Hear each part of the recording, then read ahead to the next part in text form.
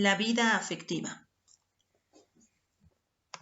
La vida afectiva y sus características. Todos tenemos la capacidad de tener experiencias concretas de sentimientos, emociones y pasiones. Es decir, hemos estado tristes, alegres, coléricos, como expresiones de nuestra vida afectiva. Es en esta vida de relación donde compartimos nuestros estados anímicos. De no ser así, seríamos como máquinas útiles pero insensibles. El profesor Federico Blanco Catacora nos dice que tenemos 5 características en nuestra vida afectiva. Primero, la intimidad, la cual se refiere a las modificaciones puramente subjetivas y vivenciales. También tenemos la polaridad, porque son positivas o negativas. Por ejemplo, o estamos alegres o estamos tristes. Tercero, la duración. Es el tiempo vivencial que varía abreviando o prolongando su transcurrir. El tiempo que no coincide con el tiempo cronométrico, digamos. Cuarto, el nivel. Ya sea superficial o profundo, superficial significa una duración momentánea, sin repercusión, más al contrario, profundidad significa una duración prolongada en el plano preconsciente y alteración de otros fenómenos psíquicos, como ser recuerdos, imágenes, percepciones sensoriales, pensamientos, deseos, etc. Quinto, la vida afectiva. Se encuentra en la base de toda actividad psíquica y por eso está íntimamente relacionado con los procesos psicosomáticos. Psicosomático quiere decir que pasa algo en nuestra psiquis y eso provoca que nuestro cuerpo reaccione de alguna manera. Los estados afectivos. Tenemos 3: emociones, sentimientos y pasiones. La mayor parte de los psicólogos que pertenecen a la corriente introspectivista, al estudiar la vida afectiva, parten de estas 3 emociones. ¿Qué significan las emociones? Son estados afectivos que aparecen de forma súbita y brusca. Son muy intensos, más que los sentimientos, pero son más o menos pasajeros. Por ejemplo, la angustia, la ira, el miedo. Cuando se presenta una crisis a consecuencia de una reacción emocional intensa y violenta, podemos estar en presencia de un shock emocional. Los sentimientos son estados afectivos complejos de carácter más duradero y estable que las emociones, pero de moderada intensidad. Por ejemplo, el amor, la compasión, la simpatía. Tercero, las pasiones son estados afectivos que tienen características de las emociones y los sentimientos, ya que son intensas y bruscas, pero duraderas y estables. Ciertos sentimientos como el amor, los celos, el odio, pueden convertirse en pasiones cuando se impregnan de intensidad y violencia.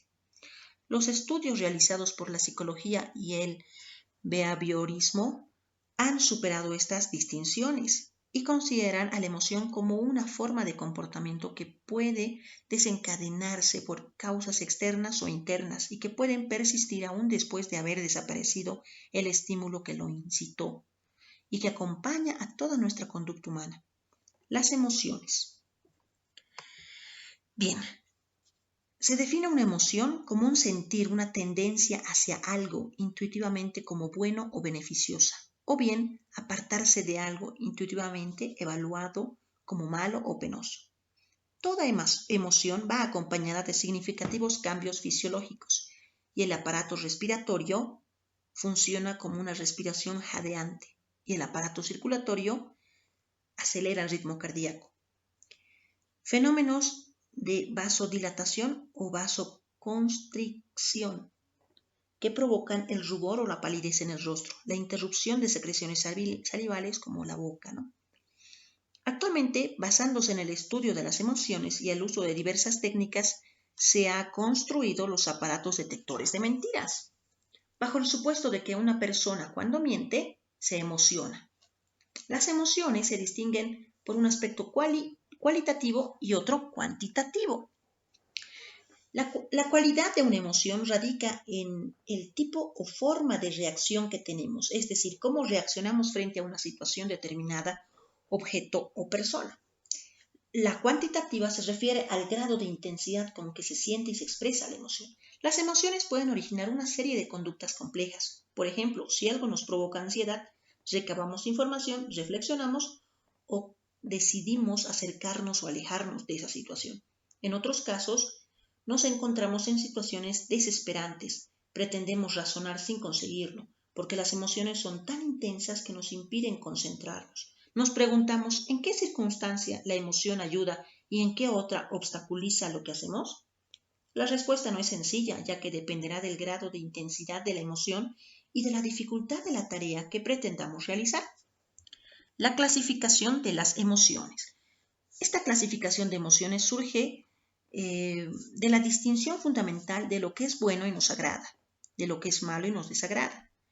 De acuerdo a esta exposición, la emoción puede clasificarse según el tipo de motivación que inicia nuestra conducta, ya sea para acercarnos a algo bueno, a algo agradable, o para alejarnos de algo malo o desagradable. Tomando estos criterios, Robert Plutchik en 1980 hizo uno de los intentos más valiosos para clasificar las emociones, reconociendo 8 categorías. El miedo, la sorpresa, la tristeza, la repulsión, la ira, la anticipación, la alegría y la aceptación. Las emociones que al motivar diversos tipos de comportamientos nos ayudan a ajustarnos al medio ambiente por intermedio de una adecuada adaptación.